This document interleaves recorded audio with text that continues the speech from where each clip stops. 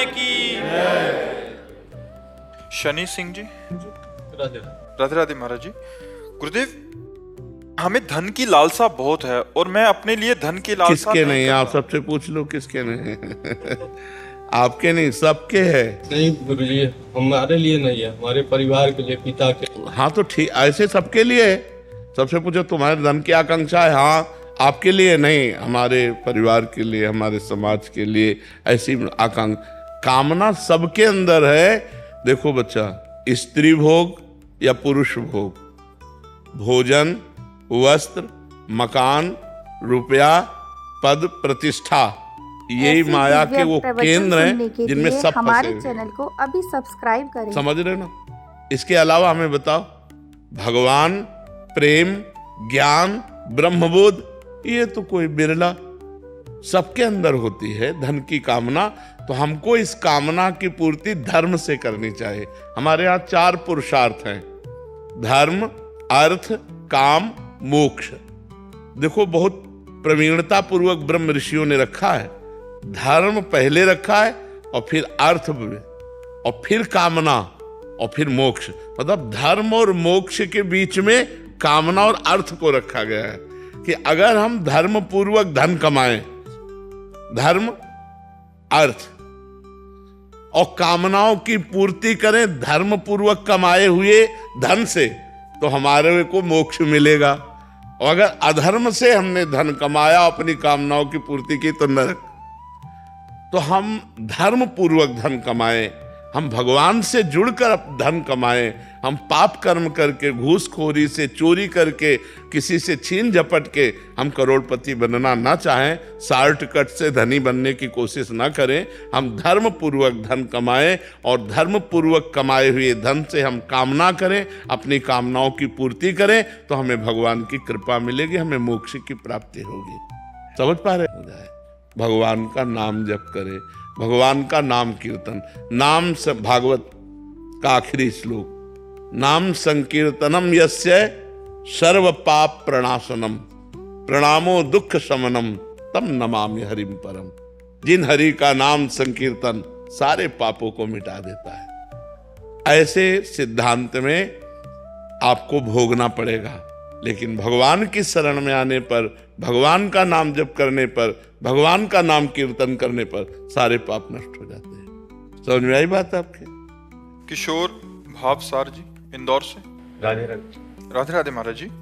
गुरुदेव, कई वर्षों से नित्य श्रीमद् भगवत गीता जी का पाठ करता हूँ। उसमें भगवान ने इंद्रियों पर मन एवं मन से परे बुद्धि को बताया है और भक्ति भाव मन का विषय है। तो भगवान ने बुद्धि को सर्वश्रेष्ठ क्यों कहा है महाराज जी? बुद्धि निर्णायक है। जैसे शरीर एक रथ है, किसका प्रश्न है? शरीर एक रथ है, इस रथ की इंद्रियां घोड़े हैं, मन लगाम है और ड्राइवर सारथी बुद्धि है। पूरे रथ में दारोमदार सारथी के हाथ में है ना। अगर वो जरा सा प्रमाद में हो जाए तो बलवान घोड़े खंडक में डाल देंगे। तो बुद्धि यदि हमारी प्रमादी है तो मन और इंद्रियां, मतलब बुद्धि जहां प्रमाद में हुई सारथी, तो घोड़े की लगाम ढीली हुई, मन ढीला हुआ, तो वो इंद्रिय रूपी घोड़े विषय रूपी खंडक में गिरा देंगे। इसीलिए सर्वोपरि बुद्धि है, और बुद्धि को भी जो प्रकाशित करता है वो परमात्मा है। बुद्धि को जहां से प्रकाश मिलता है, बल मिलता है, वो आत्मा है, जो ज्ञानमयी बुद्धि होकर परमात्मा प्राप्ति करती है। बुद्धि तो सबके है, लेकिन ज्ञान नहीं है, विवेक नहीं है। तो अज्ञान की धरा में बुद्धि का प्रयोग करते हुए लोग दुर्गति को प्राप्त हो रहे हैं। तो इंद्रिय, विषय से बलवान इंद्रियां, इंद्रियों से बलवान मन, और मन से बलवान बुद्धि, और बुद्धि को भी जो शासन में कर सके वो आत्मा। वही आत्मज्ञान जब प्राप्त हो जाता है तो वो ज्ञानी पुरुष परमात्मा सुख का अनुभव करके निष्काम हो जाता है। विनिवृत्त कामा, सारी कामनाएं शांत हो जाती है। तो अंतःकरण चतुष्टय में मन, बुद्धि, चित्त, अहंकार में श्रेष्ठ बुद्धि है, क्योंकि बुद्धि निश्चय करती है, बुद्धि निर्णायक है, बुद्धि न्यायाधीश है। वो जैसा निर्णय कर देगी, नीचे के सब वैसे कर बैठेंगे। तो लोग बुद्धि को ही कहते हैं, क्योंकि न्यायाधीश बुद्धि है। कोई भी कार्य करने के पहले मन पेश कर है, मन पेश किया, ये रसगुल्ला बहुत अच्छा है, मीठा, खा लिया जाए। अब वो खाना धर्म है कि अधर्म, खाना चाहिए कि नहीं खाना चाहिए, ये सब बातें बुद्धि निर्णय करती। पता नहीं इसमें विष तो नहीं मिला है, ये गंदे आदमी के द्वारा रचा तो नहीं है, इसके खाने से हमारा अहित तो नहीं हो जाएगा, ये सारा निर्णय बुद्धि करती है। अगर बुद्धि बिना विचारे जो करे सो पाछे पछताए, काम बिगाड़े आपनो जग में हो हंसाए।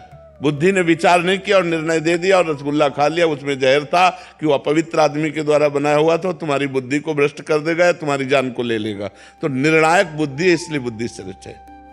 मुझे ये जो मन के जो भाव होते हैं, ये भाव तो मन में होते हैं, बुद्धि तो प्रैक्टिकल होती है, मतलब जैसे चलता है। नहीं, आप हमारी बात नहीं समझ पा रहे हैं। मन पेशकार है, ऐसे से ऐसा किया जाए तो बड़ा सुख मिलेगा, वो पेशगी करता है। निर्णायक बुद्धि है, ये बहुत सुंदर है। अब इसको पकड़ लिया चित्त चिंतन करेगा, बहुत सुंदर है, बहुत सुंदर है। मन पेशकार है, अहंकार, मैं इसे मित्रता करना चाहता हूं क्योंकि बहुत सुंदर है। सारा निर्णय बुद्धि का, अगर उसने ना कर दिया तो इन सब का फेल हो जाएगा, अगर उसने हाँ कर दिया तो पास हो जाएगा। ऐसे ही हर विषय का है, भक्ति के भी विषय में है। मन पेशकार करता है, ऐसा नहीं कि मन केवल गंदा ही है, मन अच्छा भी है। अच्छा ना होता तो आपको यहां क्यों लाता, वही लाया है आपको, वही आपको तीर्थों में ले जाता है, वही आप कुछ ना कुछ तो भजन करते हो, तभी तो यहां आए हो। तो मन अच्छा भी है और बुरा भी है, उसके दो पार्ट है, एक अच्छा और एक बुरा। जब हमसे बुरा हो जाता है तो वो अच्छा मन कोसता है, क्यों किया है, वो अच्छा पार्ट जो है वो हमें बढ़ाना है और बुरा पार्ट को मिटाना है। अगर मन एकदम अच्छा हो गया, वो भगवान का स्वरूप हो जाएगा। इंद्रियाणाम मनश्शास्मि, गीता में भगवान ने कहा इंद्रियों में मन। आयुष कुमार जी।